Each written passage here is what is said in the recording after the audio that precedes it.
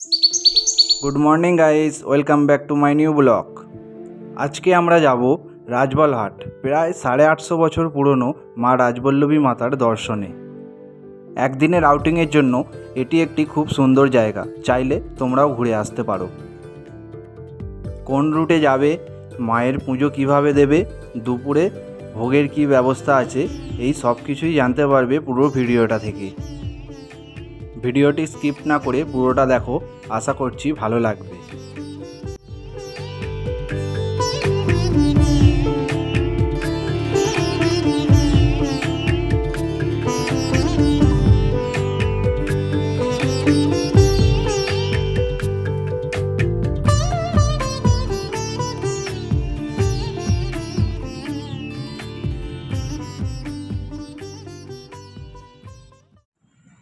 Hello বন্ধুরা, আমরা এখন আছি হরিপাল গজার মোড়।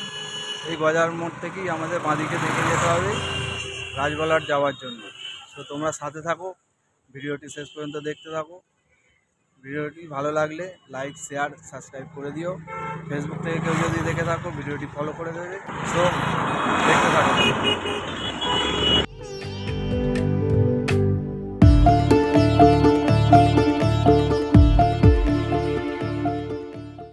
তোমরা যদি কলকাতা থেকে কেউ আসতে চাও, হাওড়া স্টেশন থেকে তারকেশ্বর, আরামবাগ অথবা গোঘাট লোকাল ধরে হরিপাল চলে আসো, আর সেখান থেকেই পেয়ে যাবে বাস বা টেকার।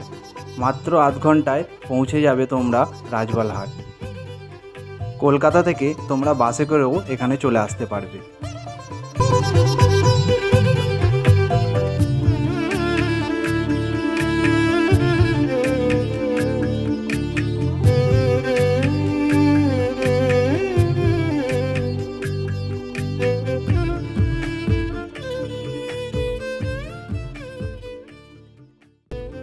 গ্রাম বাংলার প্রকৃতির স্নিগ্ধতার পরশ নিয়ে আমরা চলে এলাম রাজবল্লভী মাতার মন্দির প্রাঙ্গণে।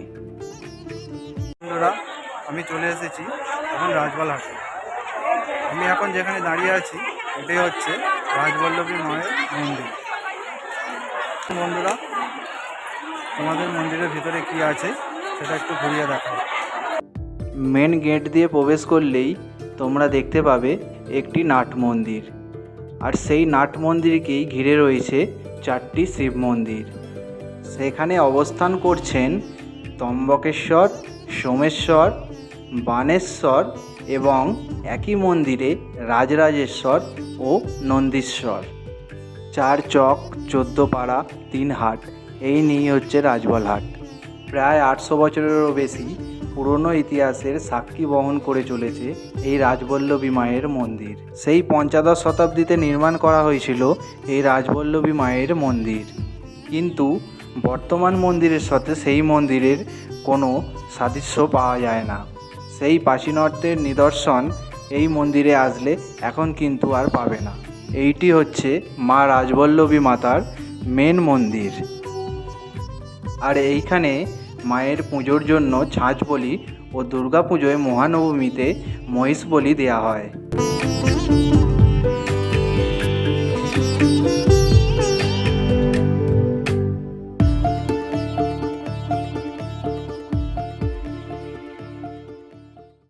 মায়ের মন্দিরের সম্মুখদ্বারই রয়েছে মায়ের পুকুর, আর এই পুকুরটি শাঁখারি পুকুর নামেও খ্যাত।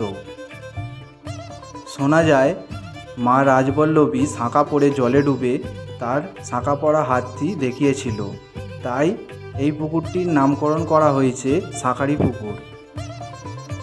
যে সকল দর্শনার্থীরা এখানে মায়ের পুজো দিতে আসে, তারা এই পুকুরে স্নান করে তারপর মায়ের পুজো দেয়।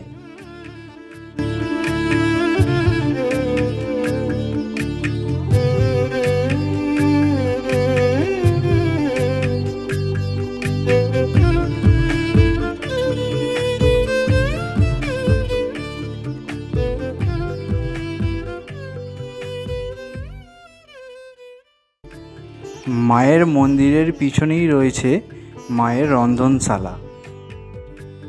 রন্ধনশালার পাশেই যে জায়গাটি দেখতে পাচ্ছ, এখানে দুপুরে মায়ের ভোগ পরিবেশন করা হয়। মাত্র 30 টাকার বিনিময়ে তোমরা এখানে ভোগ খেতে পারবে। তার জন্য এইখান থেকে মাথা পিছু 30 টাকা করে দিয়ে কুপন নিয়ে নিতে হবে। রন্ধনশালার পাশের গেটটি দিয়ে বাইরের দিকে বেরোলেই তোমরা দেখতে পাবে আরেকটি পুকুর। সাধারণত পুকুরটি ব্যবহার করা হয় মায়ের ভোগ রান্নার পর হাঁড়ি করা বাসনপত্র ধোয়ার জন্যে। বর্তমানে এই মন্দিরের পুজোর ভার যেই পরিবারের উপর দেয়া রয়েছে সেই পরিবারের এক সদস্যর সাথে কথা বলে নেওয়া যাক এবং মন্দিরের সম্বন্ধে আরও কিছু বিস্তারিত জেনে নেওয়া যাক। নমস্কার, আমি রাজবোলহাট হুগলি জেলার অধীনস্থ রাজবোলহাট গ্রাম থেকে শ্রী শ্রী রাজরাজেশ্বরী রাজবল্লভী মন্দির থেকে কথা বলছি।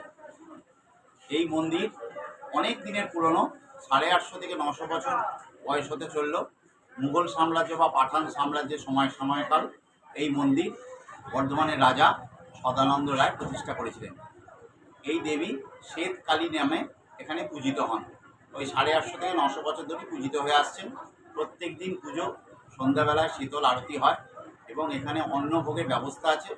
মায়ের মন্দিরে এসে যোগাযোগ করলেই আপনি অন্নভোগের ব্যবস্থা পাবেন। এবং আমি এই মন্দিরের একটি পূজারীর ছেলে বলছি, পুরোহিত বংশের ছেলে বলছি। আমরা বংশানুক্রমে এখানে মায়ের মন্দিরে পূজা অর্চনা ভোগ নিবেদন করে আসছি। তো আপনারা হুগলি জেলার জাঙ্গিপাড়া থানার অন্তর্গত এই রাজবোলহাট গ্রামে এই দেবী রাজরাজেশ্বরী রাজবল্লভী ঠাকুর নামে পূজিত হচ্ছেন। আপনাদের সকলকে আমাদের মন্দিরের তরফ থেকে সাদর আমন্ত্রণ জানাই। আগামী সামনেই শারদীয়া আসছে, দুর্গাপুজো উপলক্ষে মায়ের এখানে বিশেষ পুজো অর্চনা হয়। দুর্গাপুজোর মহানবমীর দিন মহিষ বলি হয়।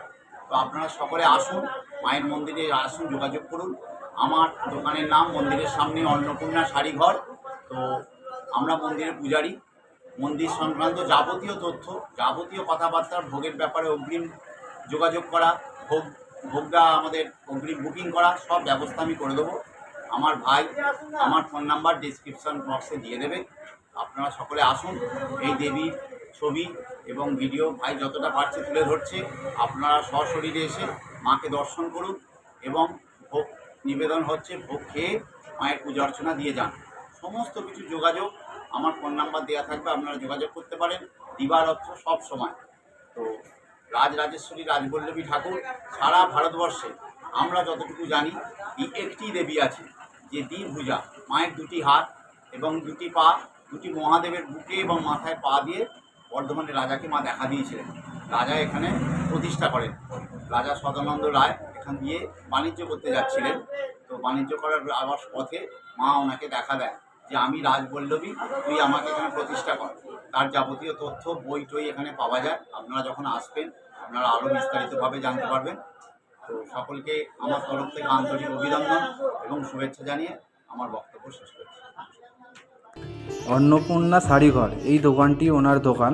তোমরা আসার আগে ওনার সাথে যোগাযোগ করে নিতে পারো। ওনার নাম্বার ডেসক্রিপশান বক্সে দেওয়া থাকবে। এই দোকানটির অপোজিটেই রয়েছে গাড়ি পার্কিংয়ের জায়গা।